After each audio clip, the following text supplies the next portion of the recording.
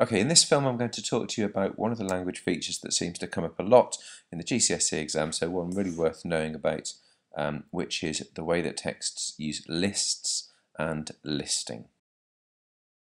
So this is likely to help you in question 3. How does the writer use language features for effect on the foundation paper, and question 4 on the higher paper, but you might say start off your paragraph with something like one language feature that the text uses for effect is a list. Now, one of the texts that might use lists is this sort of persuade text that you've got on the screen now. This was a text where they were trying to persuade you to adopt a polar bear. Now, if you have a close look at the polar bear text, you'll find the list quite easily. It's in this bit that's on the screen now and starts with "It contains an irresistibly polar bear cub, WWF bag, certificate, photos, and a greetings card." That is an example of a list. But what is the effect? It's easy enough to identify this, but what's the effect? Well, to answer that, you've got to think about what's the purpose of the text, what's it trying to achieve? And with persuade texts, quite often you'll find it's trying to do things like create a sense of urgency or be direct or be emotional or something like that. But what's it trying to do here? Well, one way of looking at it would be something like this. So the text used listing for effect, for example, it contains etc, etc. The effect of this is that it means that the reader knows what they will get if they agree to adopt a polar bear. And you'd get some credit for that. The list tells you the things that you will get. But really I think you can go a bit further. Better answers in this one talks about things like this. The effect of this is that it suggests to the reader that they will get a large number of items if they adopt a polar bear. This will attract them to give money as they will get a lot back in return. Now you can see that this is a slightly more precise comment on effect and more developed, because it's not just saying you'll know what you get, it's saying it's important that there are a lot of items on the list, and this makes it seem like good value for money.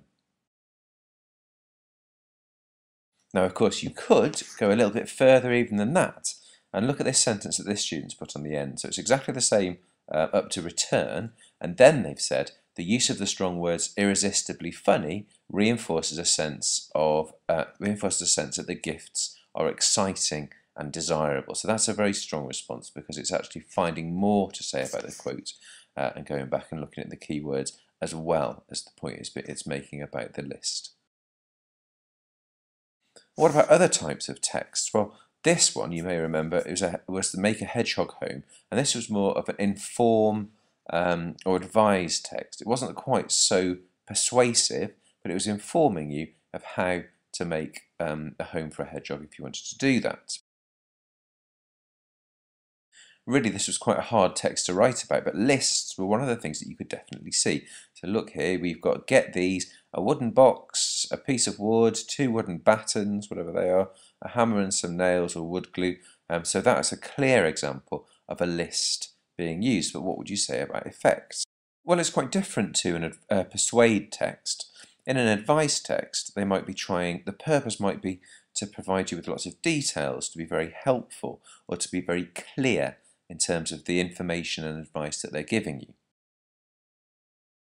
Here then you could write something like the text uses listing to create effects, fine, the same as before. For example, a wooden box, a piece of wood, 2 wooden batons. Now look at the way that, because you don't want to quote the whole list, it's too long, I've used these ellipses to separate out the quotations.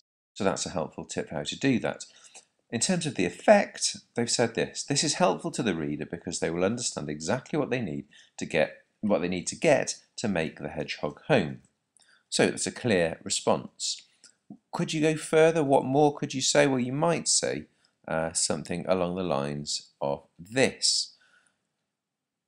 Exactly the same up to here, but then saying precise details like 2 wooden battens make the instructions easy to follow and appear achievable.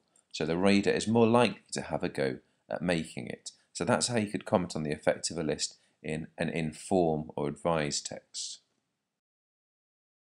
But what about this one? This was a sort of an advertisement to try and get teenagers to go to a music studio sort of holiday camp, like sort of an activity camp.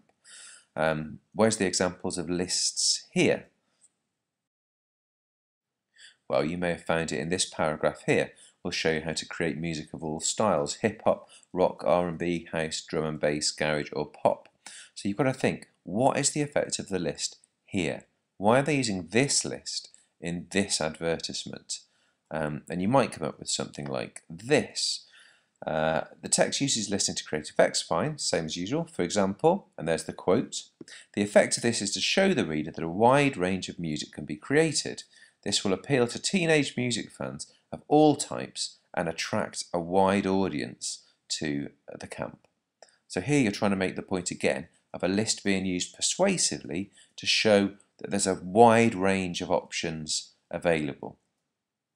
So this is a similar use of the list as in the Adopt a Polar Bear leaflet that we just looked at.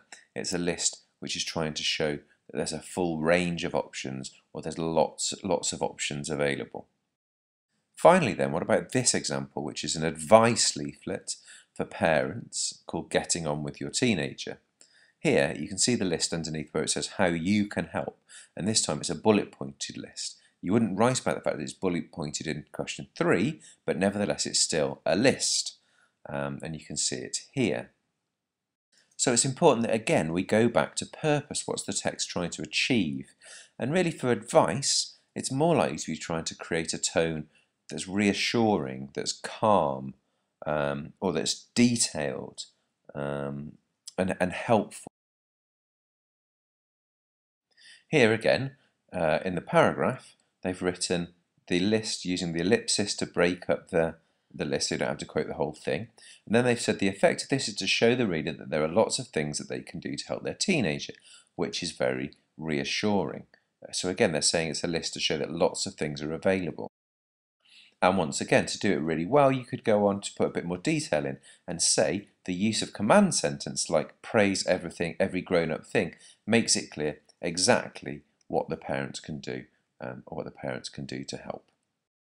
So that's it really. We've looked at the way listings are used in advertisements, in advice texts, in persuasive texts, and in information texts. And what you can see is that the effects are different in each one. You can't just say the effect of listing is always going to be one thing, and you can't just learn that. You have to think really carefully. What is the text trying to do? What's the text trying to achieve? What tone is it trying to create? And how does the use of listing support it in doing that?